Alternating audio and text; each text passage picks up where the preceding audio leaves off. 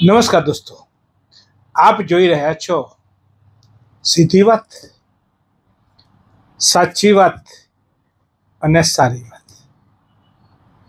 તો શરૂઆત સારી વાતથી કરીએ. ગુજરાતના મહીસાગર પર ગંભીરા બ્રિજની દુર્ઘટના બની. ખૂબ દુઃખદ ઘટના કહેવાય. 20થી વધુ લોકોના અવસાન થયા. અનેક લોકોને મુશ્કેલીઓ પણ ઊભી થઈ અને આ ગંભીરા બ્રિજ તૂટી ગયા બાદ તંત્ર જાગૃત થયું.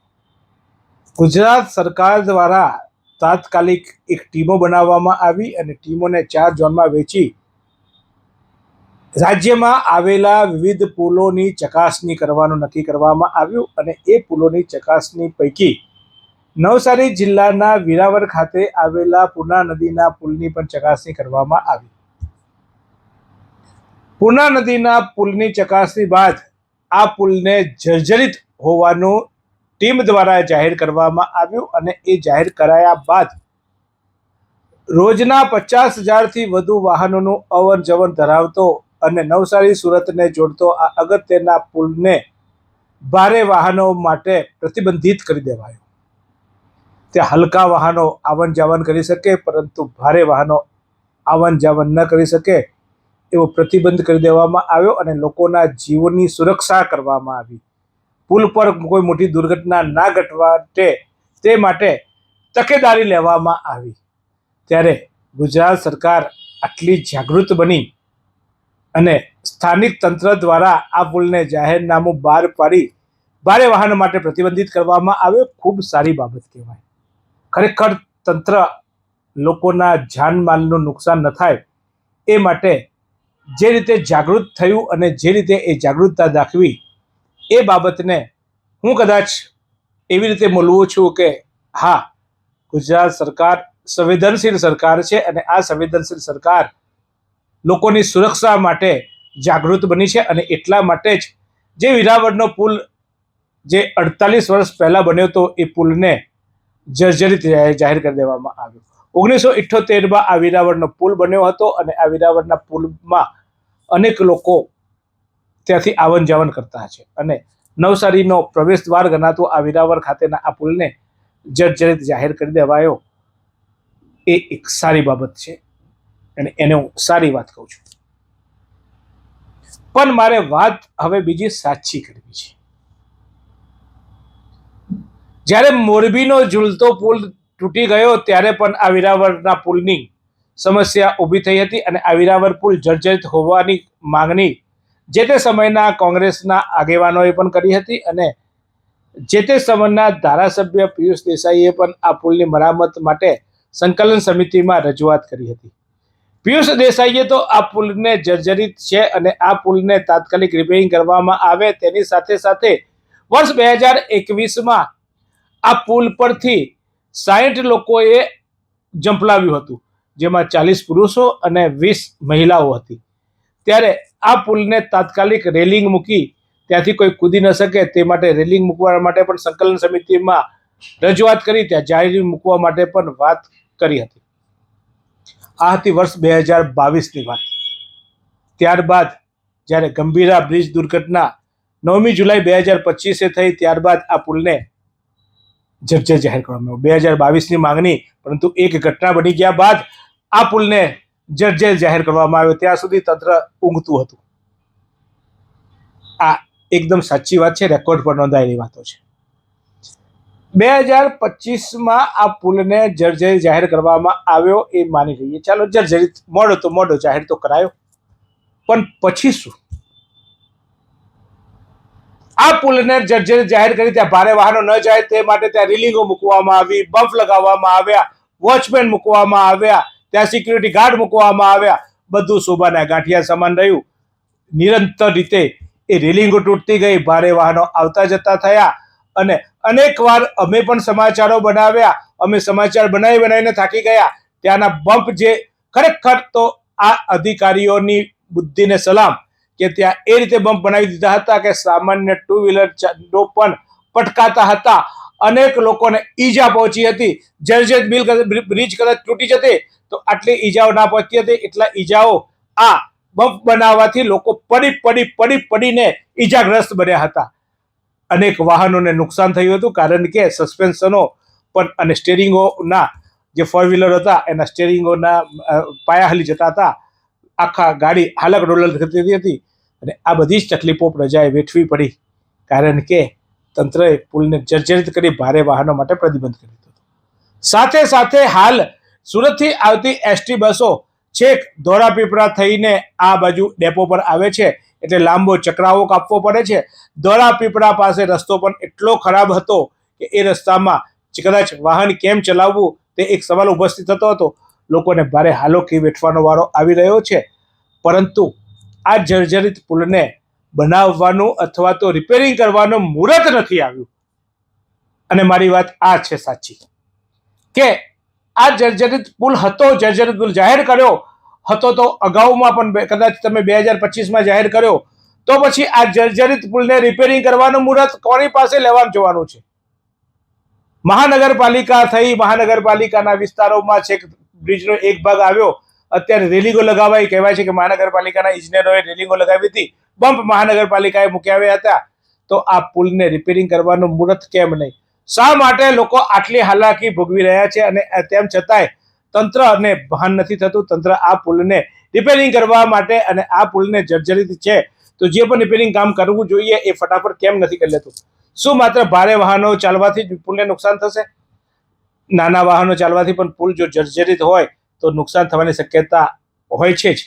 તો આ પુલ જર્જરિત પુલને રિપેરિંગ કરવાની કામગીરી કેમ નથી થતી આટલા મહિનાઓ થયા પછી? તો મારી આ સાચી વાત આ છે કે તંત્રને કંઈ પડી નથી.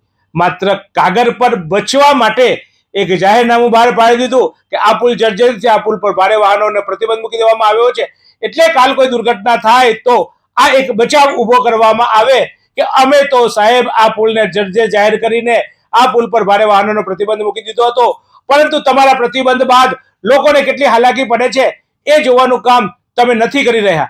જે પણ અધિકારીઓ, ઇવન નવસારીના ધારાસભ્ય રાકેશભાઈ દેસાઈના વિસ્તારમાં આવતો આ પુલ છે અને આગળ જતા આ પુલને નવસારી જલાલપુરના ધારાસભ્ય આરસી પટેલના વિસ્તારને પણ જવા માટેનો આ પુલ ઉપયોગી છે, ત્યારે આ પુલને રિપેરિંગ કરવા માટે નથી ધારાસભ્યો બંને, એટલે કે ભાજપના નવસારીના ધારાસભ્ય રાકેશ દેસાઈ અને જલાલપુરના ધારાસભ્ય આરસી પટેલે ઉદાસીનતા દાખવી છે અને મક્કમતાથી આ પુલ તાત્કાલિક રિપેરિંગ થાય. કારણ કે રોજ કહેવા મુજબ 50,000થી વધુ વાહનો જતા આવતા હોય છે, ત્યારે ભારે વાહનોના ટ્રાન્સપોર્ટેશન લઈને આવતા જનારને પણ મુશ્કેલી પડે છે અને ત્યાં જે આ પુલને લીધે ટ્રાફિક જામ થાય છે અને પુલની જે સમસ્યા સર્જાય છે ત્યારે અનેક લોકો હાલાકી ભોગવી રહ્યા છે. ત્યારે આ સાચી વાત એ છે કે માત્ર કાગળ પર જર્જર જાહેર કરીને પોતાની ચામડી બચાવવાના પ્રયાસો થયા છે. પ્રજાને આ પુલ જલ્દી વાપરવા મળે એ માટે એને રિપેરિંગ કરવાના પ્રયાસો કરવામાં નથી આવ્યા. હવે વાત કરવી છે સીધી કે આ પુલ રિપેરિંગ કરવા માટે શાનું મુહૂર્ત જોવામાં આવે છે? સરકારની પાસે આકસ્મિક ગ્રાન્ટ હોય છે અને એ ગ્રાન્ટ વાપરવાનું નવસારી જિલ્લા સંકલન સમિતિમાં પણ એનો રોજ પાવેલો છે, એટલે કે એને સંકલન સમિતિમાં પણ નિર્ણય કરી આકસ્મિક ખર્ચ તરીકે આ પુલને કરી દીધો.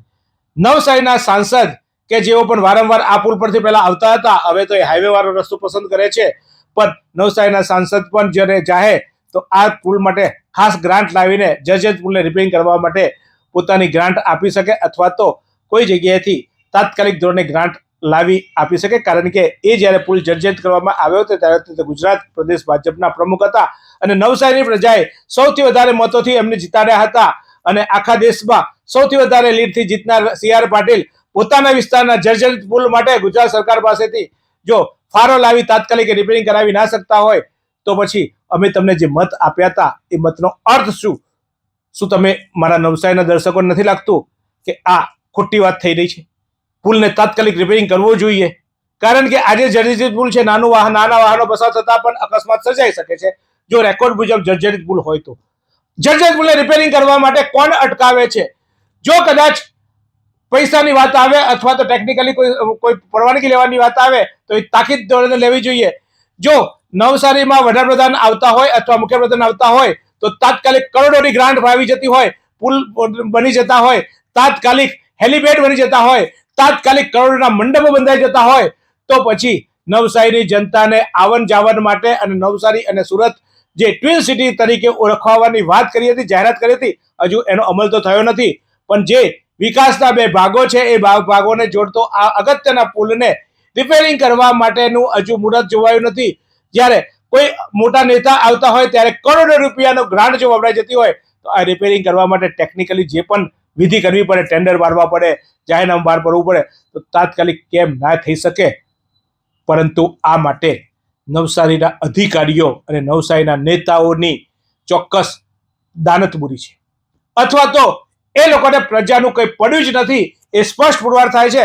મારી સીધી વાત છે આ નવસારી જિલ્લાના કલેક્ટર શ્રી સાથે, મારી સીધી વાત છે નવસારીના બંને ધારાસભ્યો અને નવસારીના સાંસદ CR પાટીલ સાહેબ સાથે કે સાહેબ, એક નજર તો તમે માની લો કે આ પુલનું રિપેરિંગ કામ ક્યારે થશે. હજુ તો જાહેરનામું બહાર પાડ્યા પછી તે રિપેરિંગ તાત્કાલિક થવું જોઈએ. જેટલી ફટાફટ જાહેરનામું બહાર પાડવામાં આવ્યું, જેટલી ફટાફટ રેલિંગો મૂકી દેવામાં આવી, લોકોને હાલાકી ઊભી થવા માંડી. બસો વાહન ચાલકો, શહેરમાં આવતા વાહન ચાલકોએ ગુમરાહ કરીને આવવું પડે છે. ત્યારે આ હાલાકી તમારે નથી ભોગવવી પડતી, કારણ કે તમારી ગાડીઓ તો સનસનાટ જતી રહી છે. પરંતુ લોકોને જે હાલાકી અત્યાર સુધી વેઠવી પડી રહી છે અને ભવિષ્યમાં પણ વેઠવી પડે, અને સાથે સાથે મને એ પણ નથી સમજાતું કે આ પુલ જર્જરિત છે તો શું નાના વાહનો કદાચ એ પુલ પર કદાચ નાના વાહનોની લાઈનો ટ્રાફિક જામ થઈ જાય છે, ત્યારે હજારો લાઈન વાહનો ત્યાં ઉભા છે, અને ત્યારે જો આ જર્જરિત પુલનો કોઈ ભાગ તૂટી પડે તો શું એવી ગેરંટી આપે છે કે નાના વાહનો હશે ને બ્રિજ નહીં તૂટી પડે? તો બ્રિજને રિપેરિંગ કરવો ખૂબ જરૂરી છે અને તાકીદે કરવો જોઈએ. આ મારી સીધી વાત છે. આ જ રીતે તમારાને પ્રસ્તાવ મુદ્દાઓ અંગે સારી વાત, સાચી વાત અને સીધી વાત કરતો રહું છું. કોઈ ચોક્કસ આ અંગે કોમેન્ટ કરજો, બીજાને શેર કરજો, અને તમારી આસપાસ પણ જો આવા કોઈ મુદ્દા હોય તો ચોક્કસ અમારા સુધી પહોંચાડજો. એ મુદ્દે પણ અમે કરીશું. જરૂર જણાય તો સારી વાત, જરૂર જણાય તો સીધી વાત, અને જરૂર જણાય તો સાચી વાત. આમ તો અત્યારે હું આ એક એક મુદ્દાની 3 અલગ અલગ પાસાઓથી મૂળવું છું. આગામી દિવસમાં આ ત્રણેય પાસા અલગ અલગ રીતે પણ આપણે લઈ શકીશું. એટલે કે નવસારીમાં કોઈ સારી વાત થશે તો માત્ર સારી વાત પણ કરીશું. ચોક્કસ મારી સાથે ચર્ચામાં જોડાવા ઈચ્છનારાઓ પણ અમને અમારા નંબર પર મેસેજ કરીને જણાવે તો તમારા મુદ્દાઓની ચર્ચા તમારી સાથે બેસીને પણ અમે કરીશું. તો એ માટે 9825055116 અથવા તો અહીંયા કોમેન્ટ કરશો. ચોક્કસ અમે પણ તમને ચર્ચામાં બોલાવીશું, તમારો મત પણ જાણીશું અને કરીશું સારી, સાચી અને સીધી વાત. આ સુંદર સૃષ્ટિને નિહાળવા માટે હજારો લોકો પાસે દ્રષ્ટિ નથી, અને એ ત્યારે જ શક્ય બને જ્યારે કોઈ ચક્ષુદાન કરે. તો તમારા સ્વજનો સાથે મળી એક સુનિશ્ચય લઈએ, ચક્ષુદાનને પરિવારની પરંપરા બનાવીએ. Visit Sant Punit Chakshu bank, Rotary eye institute, Navsari. Call 7069006329.